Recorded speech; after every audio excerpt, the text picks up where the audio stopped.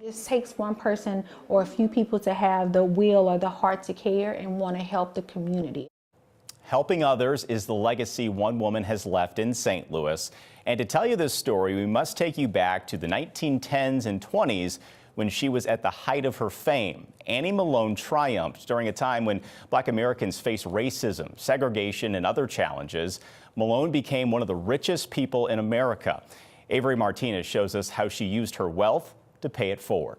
And her name was Annie Malone. She changed the economic paradigm for women of color. Even as a millionaire, the most important thing to Annie was her community.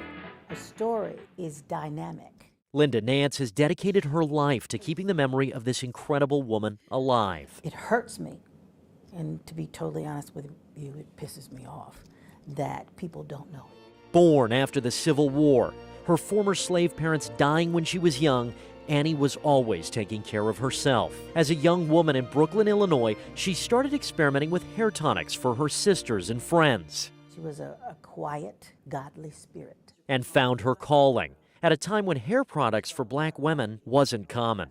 She was very, very interested in the uplift of African American people. Her hair care empire started with selling products door to door and grew to a manufacturing machine. By the 1904 World's Fair, she was hiring agents and training them. She saw it as an opportunity for them to become independent. And trademarking her personal brand, Pora. She changed the idea that women of color were beautiful. And her approach paid off handsomely. She paid the largest taxes. She owned the first Rolls Royce in the state of Missouri. To put it candidly, the girl wasn't clowning. Annie and her agents traveled around selling and training beauticians on Poro products and standards. She changed the idea that women are powerful.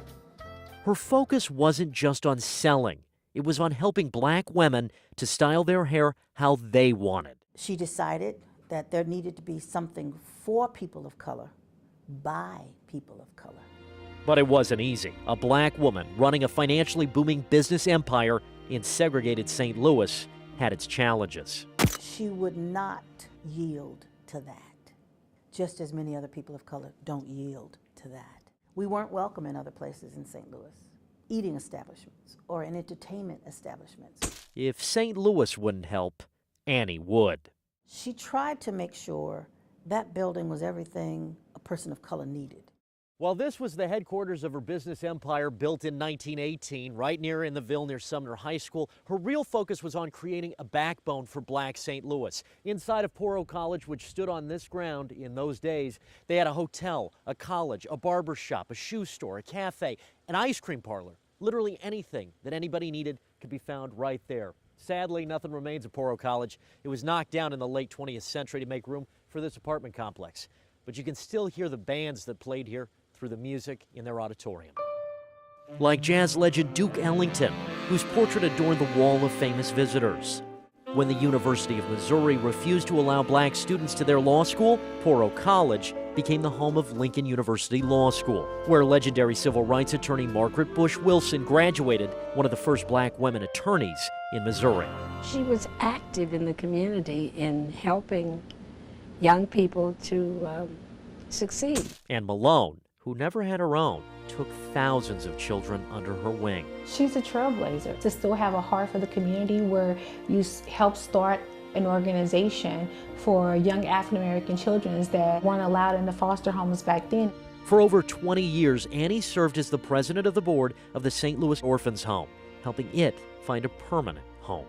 Community connection is key. I don't think anyone can be in this position or do the things that Annie Malone did when she was alive and not have that community connection. Her support reflected 100 years later in the current name of that organization, Annie Malone Children and Family Services. And its leader, Keisha, feels a connection to this titan of St. Louis. Thank you for having that heart. Although you didn't have children, you saw the need and you helped provide. And its legacy has stood strong. Thank you for what you've done, and I hope I'm making you proud. By the 1930s, Annie's fortunes had changed in St. Louis, and she would move to Chicago, but returned every summer for a parade to support the orphans' home. And I bet you can't name the parade that happens every year for generations.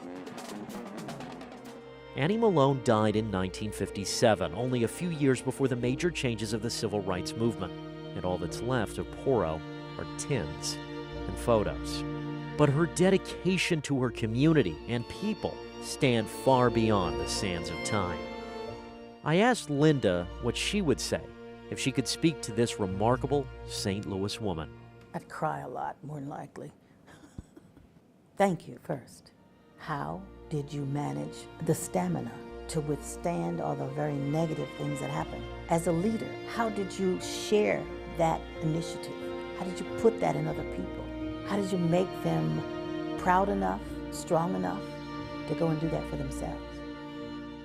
The legacy of Annie Malone is large and complex, and of course it's still felt here in St. Louis. If you'd like to learn more about her as a person, you can find out more at the Missouri History Museum.